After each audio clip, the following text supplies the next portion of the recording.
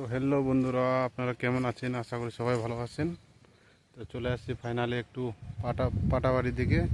আমার বাবা আর আমার বৌদি পাটা কাটছে, তো একটু দেখতে যাচ্ছি আর কি। এই যে ধান লাগাই দিয়েছে, এটা এটা একটু আগে লাগাইছে, আর একটু এটা আজকে লাগাইছে ধান। এই যে চলে আসছি পাট বাড়িতে, আজ পাট কাটছে আমার বাবা আর বৌদি। এই যে হালকা করে জল আছে, পাটার পাট নড়তে চলে আসছে ছাগলের জন্য। বাড়িতে বসে থাকে কি করব, এই যে পাটার পাট নিয়ে আসার জন্য চলে আসছি। এই যে বস্তা নিয়ে আসছি, বস্তার মধ্যে নিয়ে যাব।